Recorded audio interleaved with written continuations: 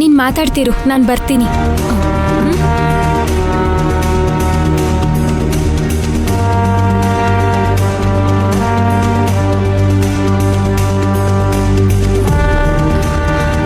Hello hello ಮೈನಾ ಅವರೇ. Hello hello, ಮಾತಾಡಿ ಮೈನಾ ಅವರೇ. ನಾನು ನಿಮಗೆ ಅಲ್ಲೇ ಇರಿ, ನಾನು ಬರ್ತೀನಿ ಅಂತ ಅಷ್ಟು ಸಲ ಹೇಳ್ಬಿಟ್ಟು ಹೋದೆ. ನಾನು ಬರೋ ಅಷ್ಟರಲ್ಲಿ ಯಾಕೆ ನೀವು ಹೋಗ್ಬಿಟ್ರಿ? ನಾನು ನಿಮ್ಮನ್ನ ಊರೆಲ್ಲ ಎಷ್ಟು ಹುಡುಕ್ತೆ ಗೊತ್ತಾ? ಫೋನ್ ಮಾಡಿದ್ರೆ ಸ್ವಿಚ್ ಆಫ್ ಅಂತ ಬರ್ತಿದೆ, ಆಸ್ಪತ್ರೆಯಲ್ಲಿ ನೋಡಿದ್ರೆ ಅಲ್ಲೂ ಇಲ್ಲ. ನನಗೆಷ್ಟು ಭಯ ಆಗಿತ್ತು ಗೊತ್ತಾ ಮೈನಾ ಅವರೇ? ಹಾಸ್ಟೆಲ್ಗೆ ರೀಚ್ ಆದ್ಮೇಲಾದ್ರೂ ಒಂದು ಫೋನ್ ಆದ್ರೂ ಮಾಡ್ಬೇಕು ತಾನೆ. ಇಷ್ಟು ಹೊತ್ತು ನಿಮ್ ಧ್ವನಿ ಕೇಳ್ದೆ ನಾನು ಯಾವ ಪರಿಸ್ಥಿತಿಲಿದ್ದೆ ನಿಮಗೆ ಗೊತ್ತಾ? ಧ್ರುವರೇ, ಆಸ್ಪತ್ರೆಯಿಂದ ಬಂದ್ನ ಫೋನು ಸ್ವಿಚ್ ಆಫ್ ಆಗೋಗಿತ್ತು, ಅದಕ್ಕೆ ನೋಡ್ಕೊಂಡಿಲ್ಲ. ನನಗೂ ಸ್ವಲ್ಪ ಸುಸ್ತಾಗಿತ್ತು, ಮಲ್ಗಿದ್ದೆ. ಮೈನಾ ಅವರೇ, ಏನಾಯ್ತು ಮೈನಾ ಅವರೇ? ಏನೂ ಇಲ್ವಲ್ಲ? ಇಲ್ಲ ಮೈನಾ ಅವರೇ, ನೀವು ನನ್ನಿಂದ ಏನೋ ಮುಚ್ಚಿಡ್ತಾ ಇದ್ದೀರಾ ಅನ್ನಿಸ್ತಿದೆ. ನಿಜ ಹೇಳಿ, ಏನಾಯ್ತು? ಮೈನಾ ಅವರೇ, ದಯವಿಟ್ಟು ನಿಜ ಹೇಳಿ. ಡಾಕ್ಟರ್ ಏನು ಹೇಳಿದ್ರು? ಮೈನಾ ಅವರೇ, ಏನಾಯ್ತು ಮೈನಾ ಅವರೇ? ಏನೂ ಇಲ್ವಲ್ಲ? ಇಲ್ಲ ಮೈನಾ ಅವರೇ, ನೀವು ನನ್ನಿಂದ ಏನೋ ಮುಚ್ಚಿಡ್ತಾ ಇದ್ದೀರಾ ಅನ್ನಿಸ್ತಿದೆ. ನಿಜ ಹೇಳಿ, ಏನಾಯ್ತು? ಮೈನಾ ಅವರೇ, ದಯವಿಟ್ಟು ನಿಜ ಹೇಳಿ. ಡಾಕ್ಟರ್ ಏನು ಹೇಳಿದ್ರು?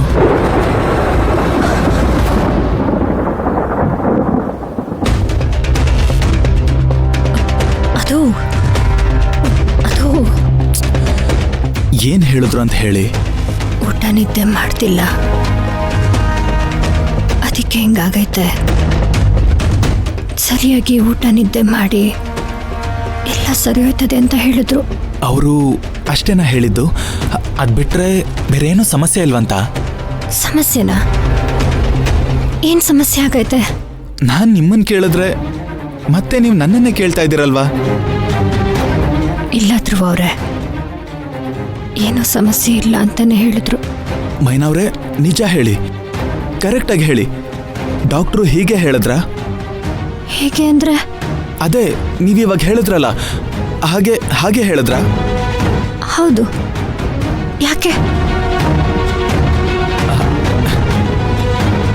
ಏನಿಲ್ಲ ಬಿಡಿ, ಸುಮ್ಮನೆ ಕೇಳಿದೆ ಅಷ್ಟೇ. ನನಗೆಷ್ಟು ಟೆನ್ಷನ್ ಆಗ್ತಿತ್ತು ಗೊತ್ತಾ? ನಿಮ್ಮನ್ನ ಎಷ್ಟು ಹುಡುಕ್ತೆ ಅಂತ ನಾನೊಬ್ಬನಿಗೆ ಗೊತ್ತಿರೋದು. ನಾನು ನಿಮ್ಮ ಧ್ವನಿ ಕೇಳ್ದೆ ಯಾವ ಥರ ಆಗಿದ್ದೆ ಅಂತ ನನ್ನೊಬ್ಬನಿಗೆ ಗೊತ್ತು ಮೈನಾ ಅವರೇ. ಅದು ಅರ್ಜೆಂಟಲ್ಲಿ ದೀಪನ್ಗೋಸ್ಕರ ಅಲ್ಲಿಂದ ಹೋಗ್ಬೇಕಾಯ್ತು. ಪಾಪ, ನೀವು ಹೋಗಿಲ್ಲ ಅಂತಿದ್ರೆ ದೀಪ ಪರೀಕ್ಷೆನೇ ಬರೆಯಕ್ಕಾಗ್ತಿರ್ಲಿಲ್ಲ. ಹೌದು, ದೀಪನ್ ಪರೀಕ್ಷೆ ಇತ್ತು ನಿಜ. ಆದ್ರೆ ನಿಮ್ದು ಒಂದ್ ರೀತಿ ರಿಸಲ್ಟ್ ದಿನನೇ ಅಲ್ವಾ? ನಾನು ನಿಮ್ ಜೊತೆ ಇರ್ಬೇಕಿತ್ತು ಮೈನಾ ಅವರೇ. ಇವತ್ತು ನಾನು ಮಿಸ್ ಮಾಡದೆ ನಿಮ್ ಜೊತೆ ಇರ್ಬೇಕಿತ್ತು ಅನ್ನಿಸ್ತಾ ಇದೆ. ಯಾಕೋ ಗೊತ್ತಿಲ್ಲ, ನನಗೆ ತುಂಬಾ ಬೇಜಾರಾಗ್ತಾ ಇದೆ ಮೈನಾ ಅವರೇ. ಸಾರಿ ಮೈನಾ ಅವರೇ. ಪರವಾಗಿಲ್ಲ ಧ್ರುವ ಅವರೇ, ನೀವೇನು ಬೇಸರ ಮಾಡ್ಕೋಬೇಡಿ. ಏನಾದ್ರೂ ಆಗ್ಲಿ ನೋಡಿ, ಇನ್ಮೇಲೆ ದಿನ ಮನೆಯಿಂದನೇ ನಿಮ್ಗೋಸ್ಕರ ಊಟ ತರ್ತೀನಿ. ಹಾಸ್ಟೆಲಿಂದ ಊಟ ತರೋದಕ್ಕೆ ಹೋಗ್ಬೇಡಿ, ಸರಿನಾ? ಏನು ಬೇಡ. ಸುಮ್ಮನಿರಿ, ನಾನು ತರ್ತೀನಿ ಅಂತ ಹೇಳಿದ್ಮೇಲೆ ತರ್ತೀನಿ ಅಷ್ಟೇ. ಸರಿ. ಆಮೇಲೆ ಇನ್ನೊಂದು ವಿಷಯ ಹೇಳೋದು ಮರ್ತೋದೆ. ನೀವು ಕಾಣ್ತಿಲ್ಲ ಅಂತ ಹುಡುಕ್ಬೇಕಾದ್ರೆ ನಮ್ಮ ಮಾವಯ್ಯ ಸಿಕ್ಕಿದ್ರು. ತುಳಸಿಯವರಪ್ಪ ಅಲ್ವಾ? ಹೌದು. ಆಮೇಲೆ ಏನಿಲ್ಲ, ಮನೆಗೆ ಬಂದು ಅಮ್ಮನ ಹತ್ರ ಮಾತಾಡ್ಕೊಂಡು ಹೋದ್ರು. ಮದ್ವೆ ಕ್ಯಾನ್ಸಲ್ ಆಯ್ತು ಅಂತ ತುಳಸಿ ತುಂಬ ಬೇಜಾರು ಮಾಡ್ಕೊಂಡಿದ್ಲಂತೆ. ಪರವಾಗಿಲ್ಲ ಬಿಡಿ ಮೈನವ್ರೆ, ನಾವಿಬ್ರು ಒಂದಿನ ಹೋಗಿ ತುಳಸಿನ ಸಮಾಧಾನ ಮಾಡಿ ಬಂದ್ರೆ ಆಯ್ತು ಅಲ್ವಾ? ಮೈನವ್ರೆ, ಯಾಕೆ ನಿಮ್ ವಾಯ್ಸ್ ಒಂಥರ ಇದೆ? ಹಾಗೇನಿಲ್ವಲ್ಲ. ಇಲ್ಲ ಮೈನವ್ರೆ, ನಿಮ್ ವಾಯ್ಸ್ ನಾರ್ಮಲ್ ಆಗಿಲ್ಲ. ಇಲ್ಲ ಧ್ರುವವ್ರೆ, ನನ್ಗೇನೂ ಆಗಿಲ್ಲ. ನಾನು ಆರಾಮಾಗಿವ್ನಿ. ಅಂದ್ರೆ ನಿದ್ದೆಯಿಂದ ಎದ್ನಲ್ವಾ, ಅದಕ್ಕೆ ಇರಬೇಕು. ಓ ಹೌದಾ?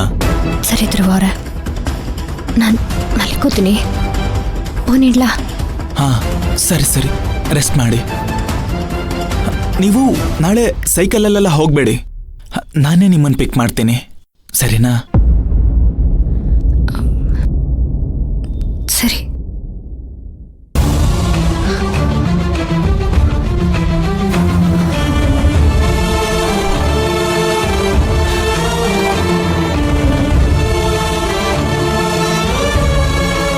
ನನ್ನ ಕ್ಷಮಿಸಿದ್ರು ಅವರೇ, ನಿಮ್ಮ ಹತ್ರ ಸರಿಯಾಗಿ ಮಾತಾಡೋಕ್ಕಾಗಲಿಲ್ಲ.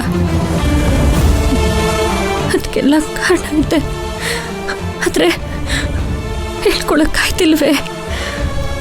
ಇಲ್ಲಿ ನಾಳೆ ಹೆಂಗಾದ್ರೂ ಮಾಡಿ ಆಸ್ಪತ್ರೆಗೆ ಹೋಗ್ಬೇಕು.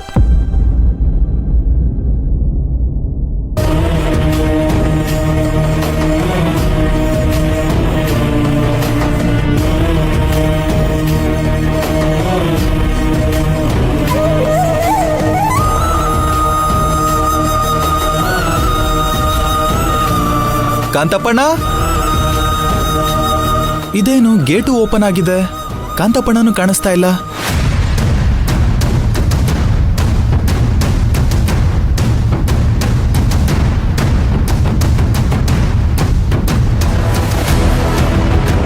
ಕಾಂತಪ್ಪಣ್ಣ,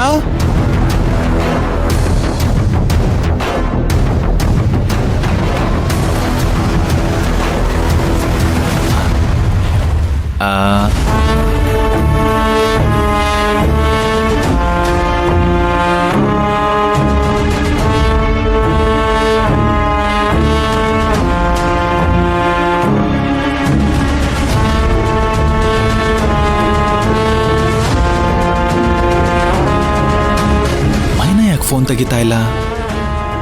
ಇರ್ಲಿ, ಇವತ್ ಹೇಗಾದ್ರೂ ಮಾಡಿ ನಾನೇ ಮೈನಾ ಅವರನ್ನ ಗಾರ್ಮೆಂಟ್ಸ್ ಕರ್ಕೊಂಡು ಹೋಗೋದು.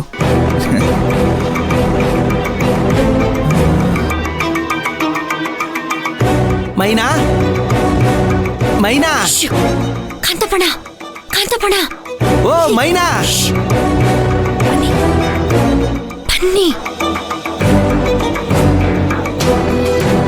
ಏನಮ್ಮ? ಜ್ವರಕ್ಕೆ ಹೋಗ್ಬೇಡಿ. ಯಾಕಮ್ಮ, ಏನಾಯ್ತು?